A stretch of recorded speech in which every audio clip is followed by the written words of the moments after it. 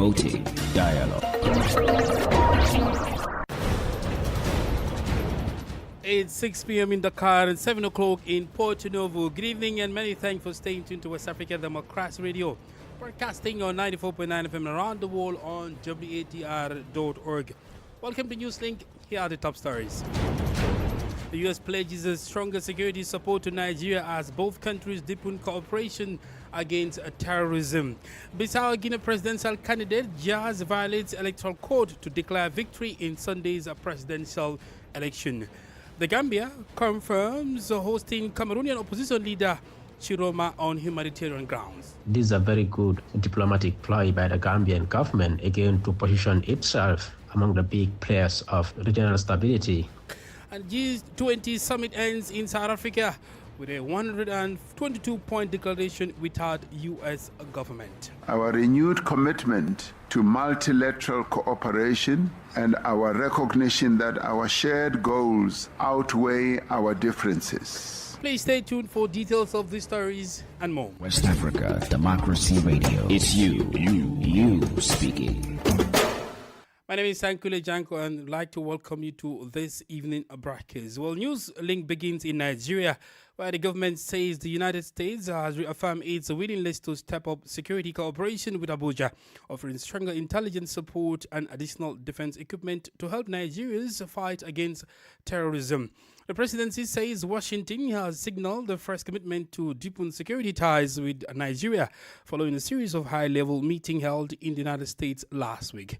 Abuja correspondent Usman Omar reports. Nigeria's National Security Advisor Nuhu Ribadu led the delegation, which engaged officials from the U.S. Congress, the State Department, the National Security Council, and other key agencies. The discussions focused on expanding cooperation, improving intelligence sharing, and strengthening Nigeria's capacity to counter extremist violence.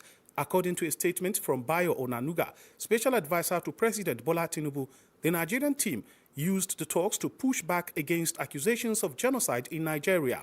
They stressed that the country's security challenges cut across religious and ethnic groups, warning that misrepresenting the crisis risks inflaming tensions rather than resolving them.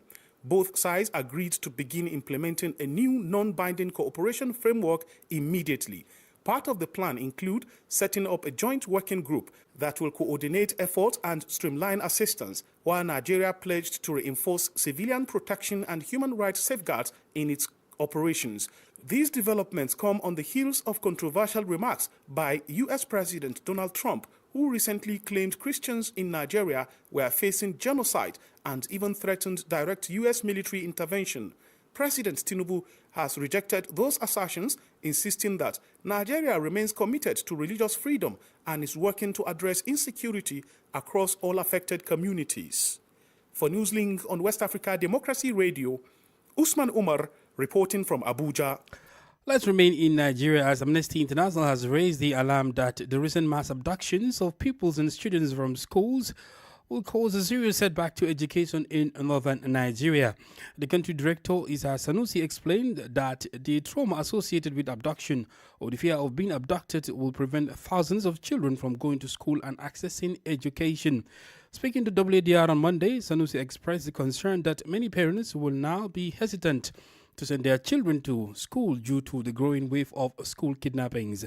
This spike has seen the Bauchi state government ordering the immediate closure of all public and private schools across the state, including state-owned primary, secondary and tertiary institutions, as well as federal government-owned schools. It joins the list of states such as Yobe, Kebbi and Katsina that have shut down schools due to heightened insecurity and the recent mass abductions of students in parts of the country. Well, the Amnesty International country director warned that this could result in an entire generation of children being denied access to education. The impact of this on education in northern Nigeria, the spate of kidnapping and abductions of school children, is going to be far-reaching, is going to be devastating, because hundreds of schools have been closed and most of these schools will never be reopened again. And many children will never return to school again because their parents actually skeptical about the possibility of their children staying safe and protected from bandits and other criminals. And this will mean that we are going to have a generation of children completely without education. Right now, because of this kidnapping, hundreds of schools have been closed in so many states. Now, even when these schools are reopened, many parents don't allow their children to go back, and the schools remain forever, indefinitely closed, and they will never reopen again. To ensure safe schools, first of all, the Nigerian government has to re-examine its security architecture and make sure that they review their security plans to make sure that they change them, they upgrade them, they improve them. They have to show the criminals and the bandits and the terrorists that, yes, we are in power and we can do what is good for Nigerians. We can protect lives. But if Nigerian government cannot protect people, this is going to be very dangerous. Issa Sanusi is the country director of Amnesty International Nigeria. Fresh and breaking news all the time. Hear it first as the news breaks, only on West Africa Democracy Radio. Newslink continues. Let's cross over to Guinea-Bissau, where citizens patiently await the outcome of November 23 presidential and parliamentary elections as vote counting and collation come to an end. So far, the political atmosphere remains calm after the contentious polls that had national and regional experts on edge over concerns of post-election violence. For election observers, including those from the Economic Community of West African States, ECOWAS, and the African Union, the election in Guinea-Bissau was transparent, inclusive and credible. Speaking to WDR's Bissau team, Ambassador Baba Kamara, head of the ECOWAS election mission in Bissau, commended the Electoral Commission and Bissau Guineans for a successful ballot. He, however, urged for enhanced civic education and awareness on voting processes by taking stakeholders, particularly from political parties. The process on the ground was very unique. It was very transparent. I mean, they mention your name, you check, everybody listens to it. Then you go, they look at your card, and they give you a paper, and then you go and vote. Everybody was watching. Even the ballot booth was transparent. You could see the person, although not seeing exactly what the person was voting, but you could see the person was voting. Nobody was teaching anybody. But what I raised in my report was that the political parties themselves have a responsibility to teach their party supporters where to vote. You know, sometimes you have a unique that somebody instead of voting at the side would go and vote on the wrong side, and that can be declared null. And also, the political parties also have a responsibility on their own to send party agents to polling stations. It's not a government. If you're a party, you must be able to send agents to the polling station. In Ghana, for example, some of the opposition parties come together and take the same agent because they cannot afford to pay party agents everywhere. So that is very important. Meanwhile, Guinea-Bissau independent candidate Fernando Diaz da Costa, backed by the Social Renewal Party and the Terra Ranca coalition of Domingo Simões Pereira, is already claiming victory in the November 23 presidential election, which violates electoral code. Speaking the day after what the National Electoral Commission called a calm and orderly vote, Diaz da Costa insists he won outright in the first round, dismissing the possibility of a runoff, while more than 960,000 voters took part in the peaceful polls with only minor logistical hiccups reported.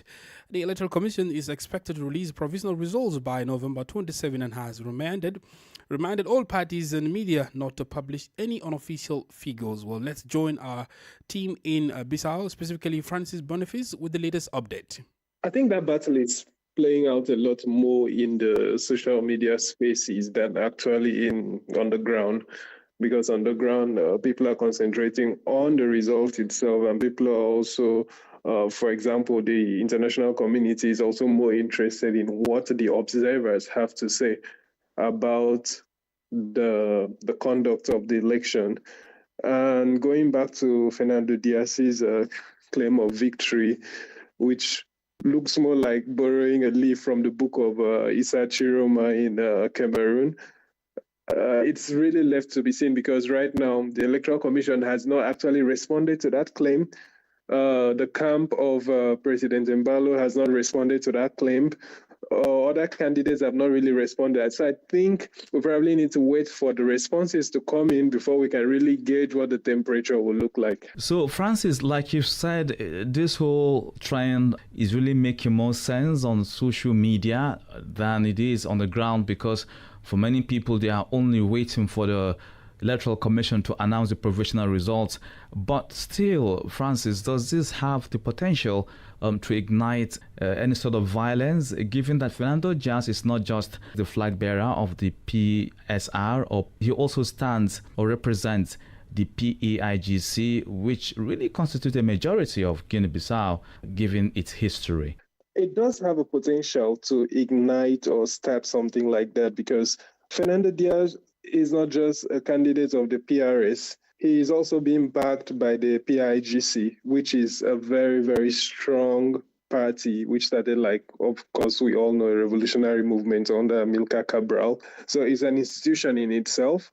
So it is a dangerous thing at this point, because apart from the PRS also being a strong opposition party, there is also the PAIGC, which is part of the fabric of this country. So it's a kind of a slippery slope that needs to be managed very carefully.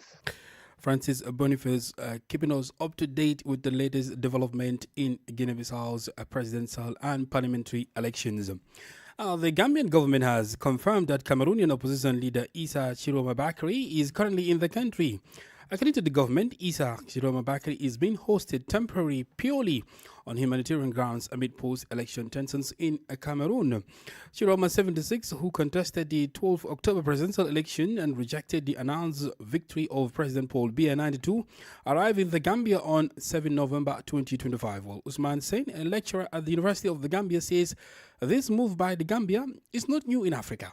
I think instances where we've seen African government hosting opposition leaders from other African countries, it's not something that is very rare in the continent. We've seen the case of Rwanda and South Africa, where South Africa have to host opposition leaders from Rwanda, and we've also seen similar instances in Kenya and Uganda hosting South Sudanese opposition leaders. But I can say for the case of the Gambia, I think they're hosting the Cameroonian opposition leader on humanitarian ground, and of course in an effort to ensure regional stability and security concerns in Cameroon and in the larger Africa.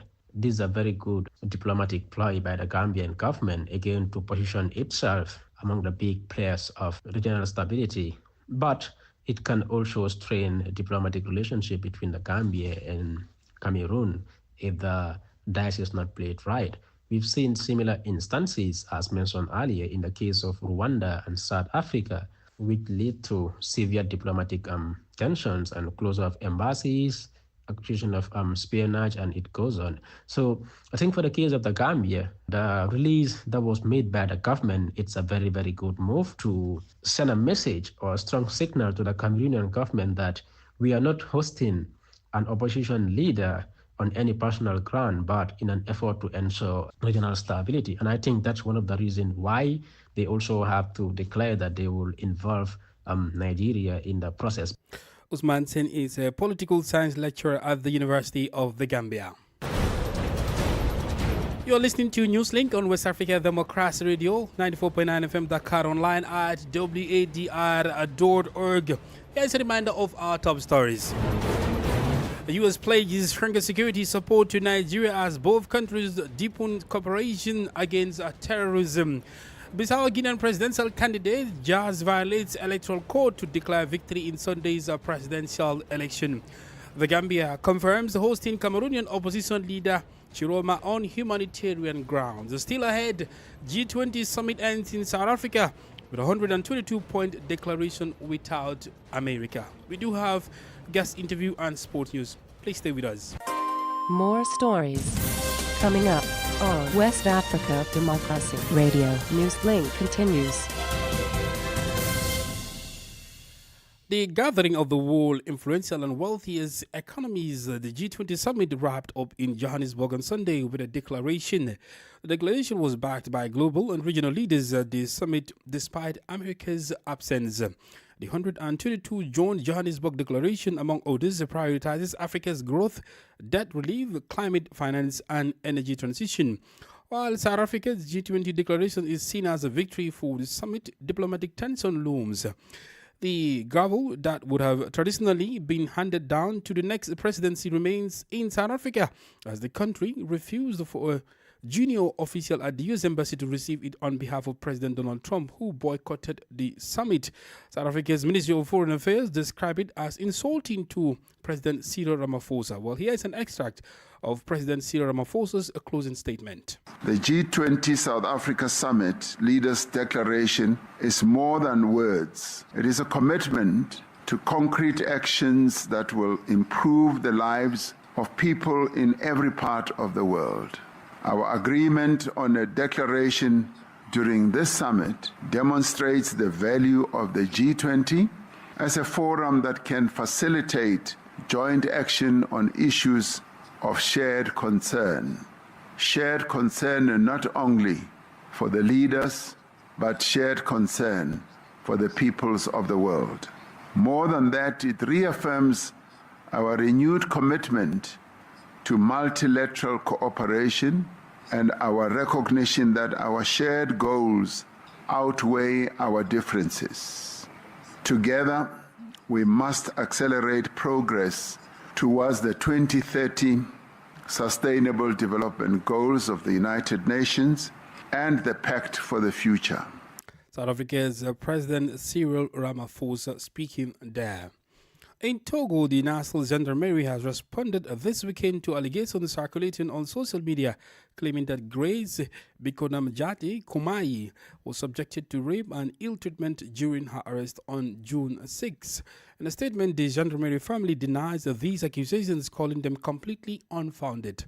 Augustine Coley reports. According to the Gendarmerie's statement, Grace Kumai was first arrested on June 6, 2025, during an unauthorized demonstration. She was presented before the prosecutor on June 10 and released the same day after a reminder of the law, just like others detained during the event. Now held at the Lomé Central Prison, Grace Kumai is accusing security forces of sexual assault and ill treatment during that earlier arrest, accusations the National Gendarmerie categorically refutes. Here is Agba Mazalo, head of the communications unit of the National Gendarmerie. Dame Kumai, along with the 31 other individuals in custody, including 9 women, received a visit from a delegation from the National Human Rights Commission, which expressed satisfaction with the detention conditions throughout this period. From that visit to her indictment by the investigating magistrate and her appearance before the prosecutor in the presence of her lawyers, she never reported any sexual assault or any form of cruel, inhuman, or degrading treatment. The Gendarmerie is calling for discernment in the face of what it says are manipulations that could fuel tensions on social media, and says the justice system is continuing its review of the case calmly and objectively. In this context, Agba Mazzello again says, The National Gendarmerie reiterates its commitment to upholding human rights and following due legal procedures. It urges the public to remain vigilant against misinformation circulating on social media and assures that all allegations will be thoroughly reviewed and addressed appropriately. Togo remains a state governed by the rule of law, and judicial bodies continue to handle the case with calm and professionalism. As a reminder, Grace Kumai, still in detention, is a rising figure in social protest movements, most of her visibility built through social media. That was Sylvia Wadrago's report, voiced by Augustine Coley.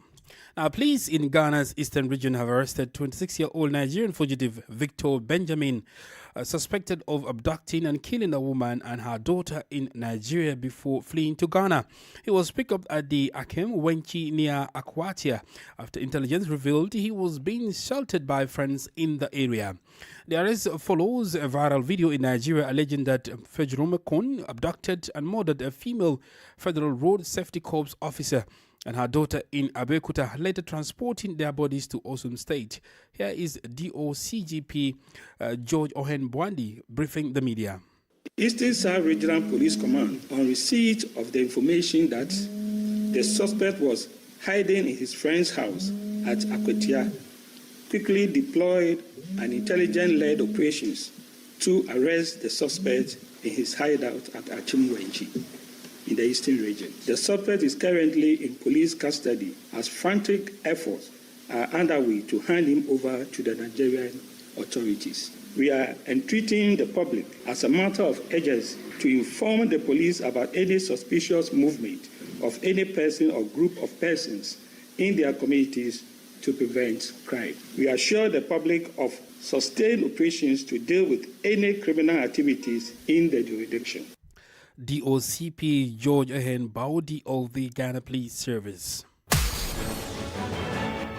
Politics, analysis on major news, social matters, and all. This is A Guest. Let's take you back to the year's G20 summit, which wrapped up in Johannesburg over the weekend, with African priorities taking center stage from debt restructuring and climate finance to reforms in global governance. For the first time, South Africa hosted the summit on the continent, giving African leaders a rare platform to push for a fairer international economic order. But beyond the headlines and high-level communiques, what does this summit actually mean for Africa? Will the commitments made translate into real gains for ordinary people, or will they remain diplomatic promises? To help us unpack the outcomes and what they signal for the continent's economic and political future, we are joined by Desiree Asobavi, Advocacy Advisor for Africa at the Open Society Foundation, OSF. G20 is not a treaty body. So the outcome of a G20 are not binding documents, they are not treaty, they are not convention. But they are basically what we can call gentleman agreement, where countries are all on the same line on the big problem that the whole world is facing and how they can put their hand together to fit those issues. Now, South Africa is hosting G20 for the first time in African soil, but also now we are seeing the African Union as a continental body joining G20 as a full member. AU has been observers before. Now, since 2023, AU has become a full member of G20. So it is important that the outcome of these gatherings are not just, documents on paper, just to wish on paper. They have to tackle the real problems. They have to result from priorities of the continent, and they have to come up with clear agenda in terms of the implementation. For South Africa, this is seen as a major victory, a major milestone. But again, there are concerns about some of the obstacles that may hinder the implementation of some of the priorities set out by the document, like you rightly stated. One, because President Donald Trump, who chairs the next presidency, boycotted the summit. What's your take on that?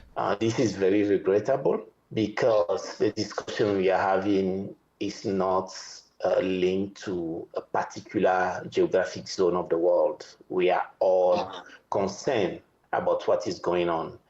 It is about justice, it's about equity, it is about having a safer world for everybody, whether from our generation or for the generation that are coming. For South Africa anyway, the fact that the G20 happened to adopt a communique is a victory, because it was not sure from the beginning that this consensus will happen and that a communique will be adopted. And South Africa basically surprised everybody positively and actually did something very special, because the communique is normally discussed and adopted at the end of the 2 days program. But for this time in Johannesburg, South Africa tabled the discussion and the adoption of the communique at the first item of the agenda at the beginning of the meeting. And that happened very quickly with no hesitation. The second is that the key issue that Africa as a bloc has been pushing, to be prioritized in the G20 discussions are all, mentioned in the communique. They are, debt sustainability, the better, fairer management of critical minerals, most of which are found in the continent, That has been very clearly articulated in the communique of G20. How can global solidarity inspire the necessary change or implementation of the Johannesburg Declaration through the United States presidency, which of course appears to be an issue here of geopolitical tension or dynamics? Yes, I believe on the fact that the world will not going to stop moving because one country, does not show up. So no matter the power of that country, basically the rest of the world has to develop and show strong solidarity in implementing the agreement or the outcome of the G20 meeting here in South Africa. The other powers of the world, everybody has to exceptionally and intentionally, I want to say, to put all the means together for the priorities adopted here in South Africa, to happen. And these will help basically to maintain multilateralism on due course, because some countries really want to stop multilateralism and then go on their own way. So our wish is that the rest of the world should exercise strong solidarity vis-a-vis the implementation of the current outcome of the G20. That was Desiree Azogbavi, advocacy advisor for Africa at the Open Society Foundation, OSIWA. Well, in sports, the opening weekend of the 2025-26 CAF Champions League delivered big wins and early shockwaves as all 16 clubs kick off their group stage campaigns. In Group A, RS Barkan Cruz Paz Power Dynamos 3-0, while defending champions Pyramids FC matched the scoreline with a hat-trick from Ahmed Atef against Rivers United of Nigeria. Not a good start for the Nigerian side there. But record winners Al Ali started strong, beating JS Kabylie 4-1 in Cairo and Young Africans Age Fire Rabat 1-0 in Dar es Salaam. Mamelodi Sundowns of South Africa claimed a 3-1 victory over El Etoile Lopopo, and Al Hilal battled a 2-1 win against MC Alger despite going down to 10 men. While Petrol Atletico of Angola produced the only away win of the weekend, defeating Simba 1-0 through Benny's late strike. Meanwhile, in Tunisia, Esperance and Stade Malien settled for a goalless draw, leaving Petro Athletic top of Group D after match day 1. Well, we've come to the end of this edition of Newslink from West Africa Democracy Radio, broadcasting from Dakar, Senegal. Thank you for listening, and many thanks to Fali Lusso and Mustafa Sek for the technical assistance. Do interact with us via our social media platforms, X, formerly Twitter and Instagram, WDR News, and on Facebook, West Africa Democracy Radio English Service. I am Sankule Janko. Good evening. And many thanks to you for listening to Newslink via Hot 104.3 FM, Newmi FM 94.0, Hilltop Radio 104.7 FM, and Veritas Radio 102.9 in Banjul, the Gambia. We also appreciate our listeners in Liberia via Alternative Youth Radio 98.9 FM, Lofa County, Radio Kagama 94.5 FM, Nibe County, DCN Radio 91.3 FM, Riverside County, Wakat FM Radio, Banga, Liberia, Radio Baf FM 91.3 Sierra Leone in Nigeria, and Love 104.5 FM Abuja. For you listening via Radio Pad 95.1 Damango, Savannah region, and on Royals FM 104.7 Wenchi, Ghana, we say a big thank you. Remember, West Africa Democracy Radio is all about you, your views, and your opinions.